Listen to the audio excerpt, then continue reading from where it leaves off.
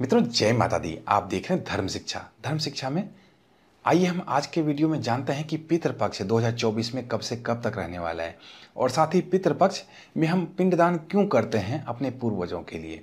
संपूर्ण जानकारी आपको इस एक ही वीडियो में मिल पाएगी, तो वीडियो में जरूर अंत तक बने रहिए।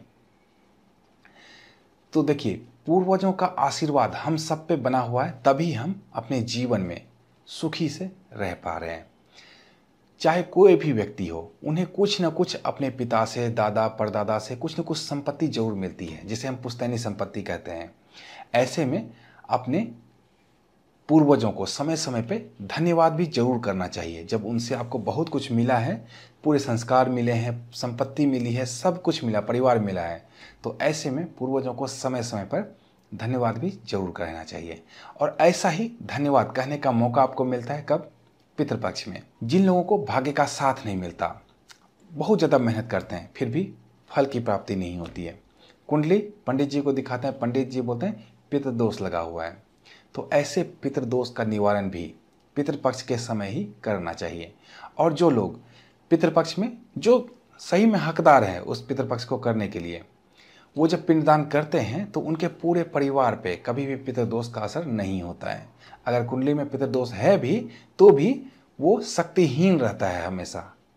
अगर मान लीजिए आपके दादाजी की मृत्यु हो गई है और आपके पिताजी पिंडदान कर रहे हैं पितृपक्ष में, तो आपकी कुंडली में भी अगर पितृदोष है तो वो असरदार नहीं रहेगा कभी भी। इस प्रकार से इसका फल मिलता है।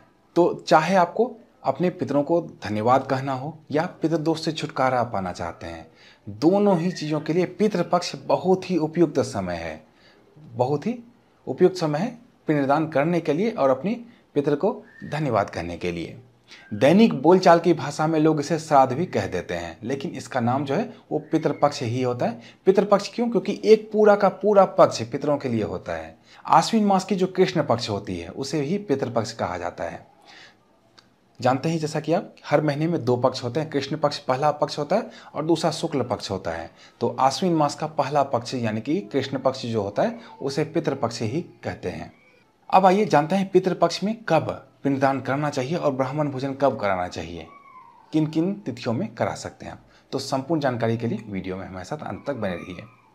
गरुड़ पुराण के अनुसार जब भी किसी व्यक्ति की मृत्यु हो जाती है और श्राद्ध कर्म उनका पूर्ण हो जाता है तो वो अपने लोक में चले जाते हैं, लेकिन पितृपक्ष के समय वो पृथ्वी पर आते हैं। तो ऐसे में जब उनका पृथ्वी पर आना हो तो उनका स्वागत उनके जो वंशज होते हैं वो पिंडदान के स्वरूप में, ब्राह्मण भोजन के स्वरूप में कराते हैं। तो ऐसे में सवाल यह उठता है कि पिंडदान कौन कर सकता है और ब्राह्मण भोजन कराने का अधिकारी कौन है? सभी लोग नहीं करा सकते, तो इस बात का जरूर ध्यान देना चाहिए। पिंडदान वही लोग कर सकते हैं जिनके माता या पिता नहीं है। दोनों में से एक भी नहीं है तो भी कर सकते हैं, दोनों नहीं है तो भी कर सकते हैं। जिनके माता और पिता जीवित हैं वो पिंडदान नहीं कर सकते हैं। तो देखेंगे आप घर के जो बुजुर्ग होते हैं ज़्यादातर वही आपको पिंडदान करते हुए दिखेंगे। पिंडदान या ब्राह्मण भोजन दोनों ही चीज़ें जो होती है, क्योंकि पितृ का समय जो होता है वो मध्य दिन के बाद होता है। तो मध्य दिन कब होता है? लगभग 12 बजे के आसपास होता है, लगभग मैं बोल रहा हूँ। तो 12 बजे के बाद ही पिंडदान आपको करना चाहिए और पितरों के निमित्त ब्राह्मण भोजन भी कराना चाहिए। अब ये तो हो गई सारी जानकारी पितृपक्ष के बारे में। अब आइए जान लेते हैं पितृपक्ष रहने कब से कब तक रहने वाला है। पितृपक्ष आरंभ होगा जब से आश्विन मास आरंभ होगा। तो आश्विन मास के कृष्ण पक्ष की प्रतिपदा तिथि से पितृपक्ष आरंभ हो जाएगा। तो बुधवार 18 सितंबर को दिन के 8:42 से आश्विन मास प्रवेश कर रहा है, तो पितृपक्ष इसी दिन से आरंभ हो जाएगा। इस दिन हालांकि पूर्णिमा तिथि रहेगी भाद्रपद मास की, लेकिन पितृपक्ष चूंकि मैंने बताया आपको मध्य दिन के बाद होता है, तो 12 बजे के बाद इसी दिन प्रतिपदा रहेगी, तो इसी दिन से पितृपक्ष मान्य होगा।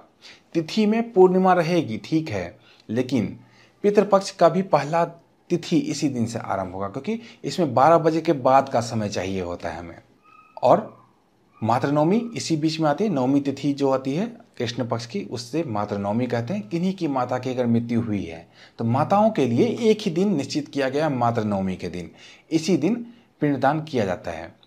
अब मातृ नवमी कब रहने वाली वो जान लीजिए। गुरुवार 26 सितंबर 2024 को मातृ नवमी रहने वाला है। जो भी अपना माँ के लिए पिंडदान करना चाहते हैं, ब्राह्मण भोजन कराना चाहते हैं, इसी दिन 12 बजे के बाद करा सकते हैं।